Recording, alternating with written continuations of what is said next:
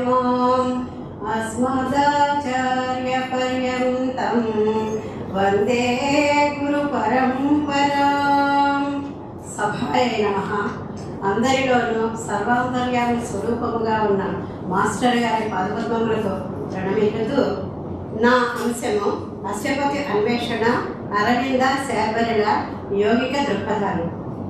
మహాభారతంలోని సావిత్రి సత్యవంతుల కథను శ్రీ అరవింద యోగి ఆంగ్లంలో రాయగా మాస్టర్ శార్వరి గారు తెలుగులోకి అనుసృజన చేసి యోగానుభూతుల అమరకావ్యంగా తీర్చిదిద్దారు. దీనిని 9 భాగాలుగా అరవింద సావిత్రిలోని 2వ భాగమైన అన్వేషణ గురించి ఒక పరిశీలన నా వ్యాసం. సావిత్రి కథలోను సావిత్రి తన సంకల్ప బలంతో విధిని ఏ విధంగా ఎదిరించి తన భర్తను పునర్జీవితుల్ని గావించుకుందో అదే విధంగా ప్రతి మనిషి తన యోగ శక్తితో సత్యాన్ని దర్శించుకొని సత్యాన్ని పునఃప్రతిష్ఠితం చేసుకోవాలి అనేది అరవిందుల వారి సంకల్పం. అదే సంకల్పాన్ని అందిపుచ్చుకొని, అంటే ఒక యోగి యొక్క సంకల్పాన్ని అందుకోవాలంటే అది మరో యోగికే సాధ్యమవుతుంది. అలాంటి యోగి శార్వరి గారు మాస్టర్ సివివి గారి జ్ఞానగర్భం నుంచి పుట్టిన మాస్టర్ శార్వరి గారు ఆ అరవింద యోగి గారి సంకల్పాన్ని అందిపుచ్చుకొని ఈ ఆంధ్ర సావిత్రిగా మలిచి మనకి అందించారు. ఇక్కడ అరవింద యోగి, అశ్వపతి శార్వరి గారు ఒక్కటే అని నా అభిప్రాయం. ఎందుకంటే వీరి ఉద్దేశం ఒక్కటే, మానవుడికి యోగ చైతన్యం కల్పించడం. అదే ప్రధాన ఆశయం. ఇక అశ్వపతి ధ్యానం ద్వారా సావిత్రి కోసం ధ్యానం చేశారు. మహాసావిత్రిని దర్శించడం కోసం ఆ ధ్యానం ద్వారా ఆ ధ్యానంని మనస్సు ద్వారా ధ్యానం చేస్తూ మనస్సులో ప్రయాణించసాగాడు. ఆ ప్రయాణంలో ఊర్ధ్వలోకాలు, అధోలోకాలు, ఆనందలోకాలు, పెనుచీకటిని కూడా దర్శించాడు. పెనుచీకటిని కూడా దాటిన తర్వాత ఆయనకి ఒక తేజోమయ దర్శనం అనేది తేజోమయ రూపం. ఆ తేజోమయ రూపమే పరమాత్మ అని దర్శించారు. ఈ ఆత్మ ఆ పరమాత్మనే దర్శించడానికి ఎన్నో అడ్డంకులు, ఇందులో సులువుగా ఏమీ రాలేదండి. అవన్నీ కూడా వివరణ నేను పుస్తకంలో ఇచ్చాను కాబట్టి సంక్షిప్తంగా మాత్రమే నేను చెప్తున్నాను ఇందులోనూ. అలాగా పరమాత్మను దర్శించారు. పరమాత్మను దర్శించిన తర్వాత ఆయన తృప్తి పడలా. ముక్తిగా వచ్చింది కదా అని ఊరుకోలేదు. ఇదే అనుభవాన్ని ప్రతి యోగి సత్య దర్శనం ద్వారా, యోగానుభవం ద్వారా ఇలాగే తపస్సు చేసి ఇలా దర్శించాలి అని చెప్పడం కోసం మళ్ళీ 3వసారి కూడా ధ్యానాన్ని ప్రారంభించాడు. అలా ధ్యానాన్ని ప్రారంభించినప్పుడు ఆయన సర్వం ఖల్విదం బ్రహ్మ అనే స్థితికి, మహాసమాధిలోకి కూడా ప్రవేశించిన తర్వాత అమ్మవారి సావిత్రి దర్శనం ఆయనకి అయింది. అప్పుడు సావిత్రిని ప్రార్థించాడు, అమ్మ నీవు నాకు కుమార్తెగా పుట్టాలి, ఈ పిల్లలు లేరు, అందువల్ల ఆయన ధ్యానం. అంటే 2 రకాలు యోగులు ఏదైనా చేశారంటే 2 కారణాలు ఉంటాయండి. పైకి బాహ్య కారణం ఒకటి, అంతర్కారణం ఒకటి అనమాట. అంతర్కారణం మన లోకాని కోసం, లోక శ్రేయస్సు కోసం చేస్తారు. అలా నీవు నా కుమార్తెగా జన్మించు, సత్యాన్ని లోకంలో దర్శింపచేయి నువ్వు అని ప్రార్థించాడు.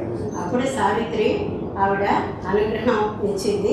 కుమార్తెగా పుడతాను నీకు అని చెప్పానని వరాన్ని ప్రసాదించిన తర్వాత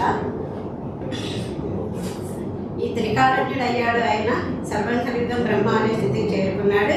మహాసమాధి అన్ని స్థితులు, ధ్యానంలో ఉండే అన్ని స్థితుల్ని కూడా పొందాడు అనమాట. సావిత్రి జన్మించిన తర్వాత ఆవిడ బాల్య యవ్వన స్థితుల్లో ఒక రాజకుమార్తెగా అన్ని భోగాలు అనుభవించి దినదిన ప్రవర్ధమానంగా ఎదిగిన తర్వాత ఆవిడ కూడా తన భర్తని, ఆవిడ జగన్మాత కదా సావిత్రి, తన భర్తని ఎన్నుకోవడం కోసం తానే అన్వేషణ ప్రారంభించింది. ఈ అన్వేషణ అనే చాప్టర్లో 2 అన్వేషణలని నేను తీసుకున్నానండి. అశ్వపతి అన్వేషణ. అశ్వపతి సావిత్రి కోసం అన్వేషిస్తే సావిత్రి సత్యవంతుడి కోసం అన్వేషించింది. అశ్వపతి అన్వేషణకి వీళ్ళిద్దరు అన్వేషణలకి తేడా ఏమిటంటే గమ్యం తెలియని అన్వేషణ అశ్వపతిది, అన్నీ తెలిసిన సత్యం కోసం కేవలం అంటే సత్యం మనకు దర్శనం చేయడం కోసం సావిత్రి సత్యవంతుడి కోసం అన్వేషణ ప్రారంభించింది. ఈ రెండు అన్వేషణలను కూడా నా పుస్తకంలో నేను తీసుకున్నాను. ఇంకా శార్వరి గారి రచనా శిల్పానికి వచ్చినట్లయితే ఆయన సహజంగా కవి, యోగి అన్నీ కదా, ఇంకా రచయిత, పత్రికా సంపాదకులు అవడం వల్ల ఆయన అన్వేషణలో కాలచక్రం యొక్క రోజులని కాషాయ వర్ణంపై అనంత చరణంపై రంగుల తీగ వలె రోజులు దొరికిపోతాయి, తపస్సులో అన్నమాట, అన్వేషణలో రోజులు దొరికిపోయాయి అని చెప్తారు. అలాగే ఋతువులు వర్ణిస్తారు, ఋతువులు కూడా సాగాయి అని. వర్ష ఋతువు వచ్చేసరికి శత్రువుల గుడారాల నుండి విరుచుకుపడినట్లు శరాఘాతంలా వర్షం వస్తుంది అంటారు. ఇంకా వసంత ఋతువు మనందరం చూస్తూనే ఉంటాం, చెట్లు చిగురిస్తాయి, కోయిలలు కోస్తాయి, అంతవరకే మనకు తెలుసు. కానీ కవి చూపు వేరేగా ఉంటుంది కదా. అందుకని శార్వరి గారు ఎలా వర్ణించారంటే, ఉన్మత్త ప్రేమకుని వలె వసంత అడవులు దాటి వధువు వసుధను ఆలింగనంలో బంధించాడు. ఎంత బాగుందండి కవి చూపు. అలాగా మొత్తం అనువాద సమస్యలను అన్నిటినీ అధిగమించి, అనువాదం చేయడం ఏమీ సామాన్యం కాదు. మూల భాష అర్థం చేసుకోవాలి, ఆ భాష మీద పట్టు ఉండాలి, భాష మీద ప్రేమ ఉండాలి, వ్యాకరణం తెలిసి ఉండాలి, అన్ని పదబంధం తెలిసి ఉండాలి. ఇవన్నిటినీ కూడా ఆయన అధిగమించి అంత్యప్రాసలతో అనేక ఉపమానాలతో మనకి ఈ సావిత్రి కావ్యాన్ని అందించారు. అలాగే అశ్వపతి, యముడు, సత్యవంతుడు, సావిత్రి ఇలా అన్ని పాత్రల్లోనూ కూడా మమేకమై పరకాయ ప్రవేశం చేసి ఆ పాత్రలన్నీ సావిత్రిని చదువుతుంటే మన కళ్ళ ముందు అలా జరుగుతున్నట్టుగా, మనం వాళ్ళని చూస్తున్నట్టుగా అనిపిస్తుంది. ఆ రకంగా సావిత్రి కథని మలిచి మనకి అందించారు.